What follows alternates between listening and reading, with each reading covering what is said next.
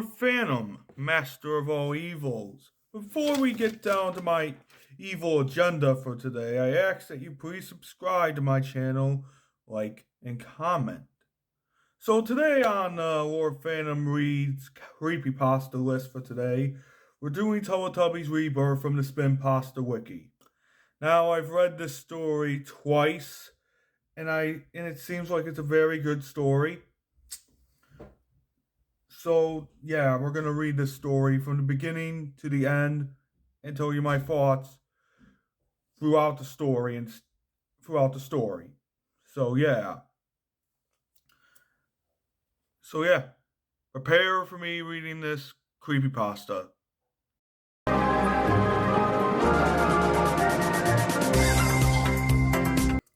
Note, this is my first creepypasta story inspired by Rohan. Please remember, this creepypasta story is made up. Oh, I bet it is. It was the last day of our family vacation and we were driving home from our hotel. We then decided to stop at a secondhand shop for a lunch break. Mom told us to go inside the secondhand shop to see if anything interests us, while she went to get some Subway for us to eat. Isn't that kind of sketchy? A little bit. So me, my brother, and my dad went into the secondhand shop. So I made a beeline to the DVD section. There were many different kinds of titles to choose from. Power Rangers, Thunderbirds, Chris Whaley, Anime, Aquabats, Danger 5, Danger Rangers, etc. I selected 7 DVDs of Power Rangers, Thunderbirds, Chris Whaley, Digimon, Frontier, Aquabats, Danger 5, and Danger Rangers when a certain DVD caught my eye. It was a Teletubbies DVD, one I hadn't seen before, so it must have been rare. I took the DVD off the shelf and carefully examined it. The title of the DVD was Teletubbies Blackberry Picking and Other Stories.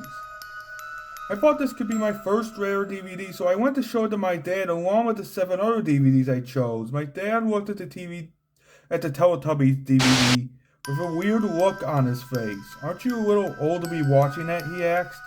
I know, but this is my first rare DVD. Your dad is kind of right, but who knows? My dad looked at me funny, then decided to get me the DVD, along with the other 7 DVDs. Once we got back into the car, Mom offered us with 4 Subway sandwiches. When we got home, my parents had to go out for a moment and my brother went to play Minecraft. I went into my room to watch the new DVDs that I got. I decided to start with the Teletubbies DVD and work my way down from there. Before I watched it though, I took a look at the episode list on the back cover. The episodes were Blackberry Picking, Ballet Rhymes, Jack in the Box, Rebecca's Dogs, Basketball, and a strange episode titled Rebirth. Rebirth, I asked myself. I didn't know what to expect with an episode title like that, but I was about to. I inserted the discs into the DVD player. The DVD began as usual with the regular warning screen and logos. And then, like the other ABC for Kids DVDs, it then took me to the DVD menu. But I saw something strange I haven't seen before. Tinky Winky was standing next to a white-blue background where a strange light show seemed to be going on. Next to him was the menu selection. Play all, select an episode, ABC web link, and subtitles. Above them was the Teletubbies logo. I looked at the menu and thought, man, I've seen worse menus. I pressed play all and began watching all 4 episodes, but when it got to the 5th episode, that is when it got really messed up. The opening played out as normal, but when the voice trumpet appeared after the Teletubbies ran away, it said, Samasha, the sacrifice shall commence. I was shocked and confused, holding on to my cream rabbit plush that I got during my weekend trip with my family. Soon the first segment started. It featured Tinky Winky carrying what appears to be lawn sticks and coal. He dumped them on the ground and turned to the camera. Uh-oh, he said to the narrator. And before we move on, the cream rabbit plush. Okay, that seems pathetic, but whatever. One day in Teletubby Land, Tinky Winky was preparing for a special event, the narrator said. I looked at the screen, puzzled about what was going on. A special event, Tinky Winky said. He soon got to work. He put the coal into the shape of a star and placed the long sticks into a circle surrounding the coal star. Suddenly the windmill began spinning. Tinky Winky got up from his work and said, "Uh-oh," in his happy tone and ran away from the completed structure. I looked at the structure with a puzzled and concerned look on my face. The Teletubbies gathered for a TV event. Dipsy was chosen for the TV event. Usually the TV event would show children, but this TV event was much different. Instead of children, it was tribal men who have gathered in a strange jungle to show the Teletubbies the process of rebirth. As the rebirth ceremony began, four of the tribal men who were carrying some kind of rotten corpse placed the corpse into their own coal star, which was surrounded by their own long sticks. An inmate of the tribal men is then dragged in with his hand forcibly pulled out. The high priest, the one running the ceremony, took a huge carved knife from his weapon sack and used it to cut open the inmate's hand, shocking both me and the inmate as he screamed in pain. The blood from the inmate's hand soon drops into the coal star. It soon started to glow blue, covering the corpse in blue as well. "Let the rebirth begin," said the high priest. Just then the TV started to go berserk as if something happened to it. I tried hitting the TV to make the picture come back, but when it did, I saw the high priest and the tribal men waving goodbye to the Teletubbies. As I watched them say goodbye, a little bar of text scrolled in. "We apologize for the delay of your viewing.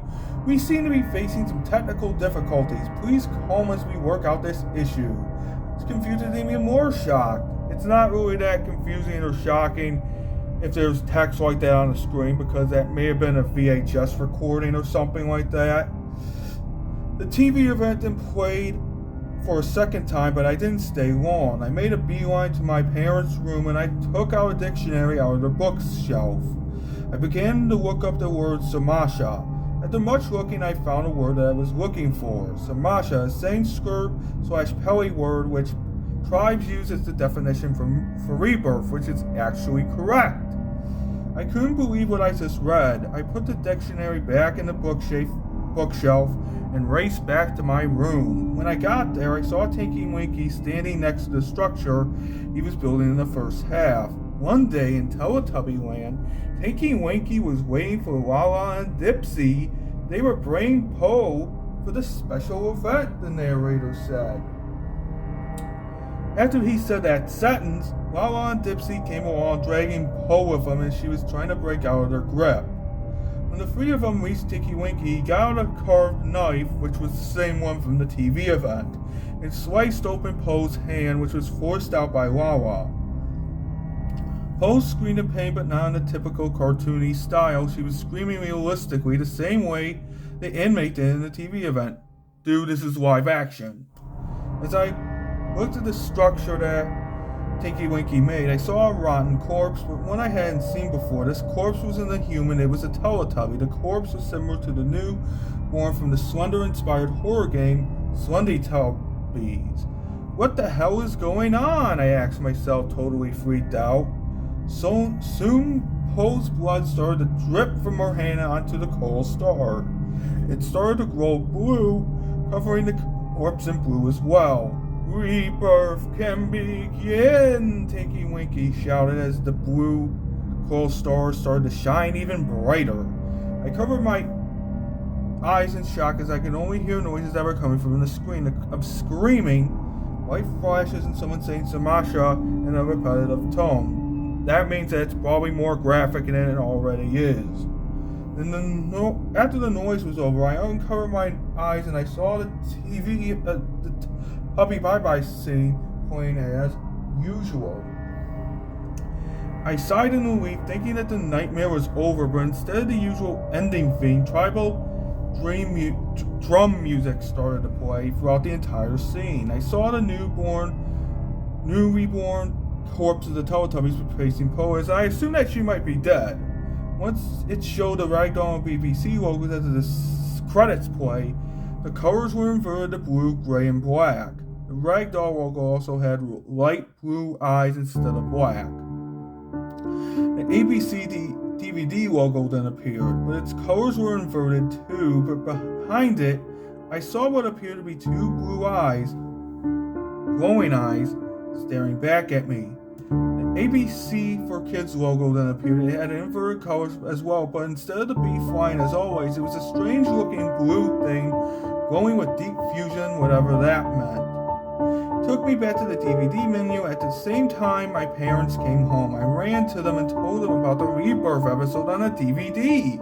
I showed them the footage and they believed me. The only footage I could show you are these photos that I managed to capture before my mom burnt the DVD. I couldn't sleep for a long time. I still kept thinking about that haunted episode. It was something that would remain in the back of my mind forever.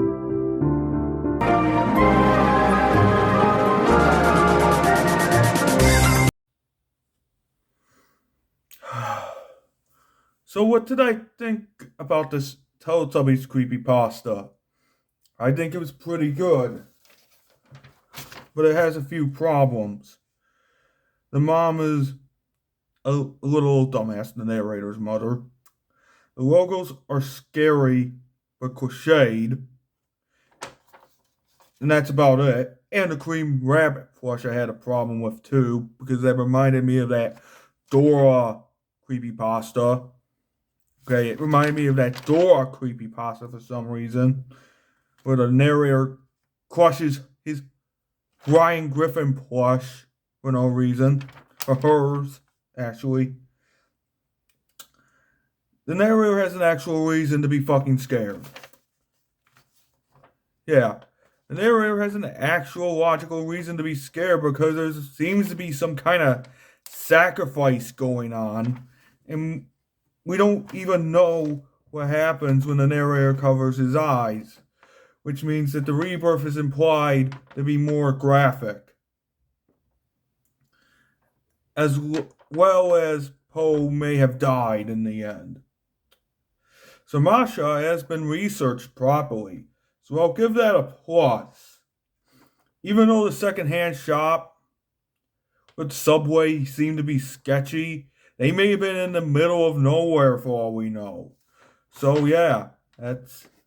And then Dad also looks at the narrator weirdly, which is logical, I think. A very logical conclusion. So what did I think about the story? This story gets a 7 out of 10 for its originality, but also has the narrator be scared for an actual reason. Even though the narrator may have gotten scared in a little bit too much. So yeah, 7 out of 10. And I did not expect this to be better than the Teletubbies 12 one because, God, that one was awful. And hopefully I'll put up an explanation video in the future explain why it doesn't fucking work. So yeah, I'll see you guys next time when we do Booba Mind Games. And it's probably not going to be as good. So see you guys next time.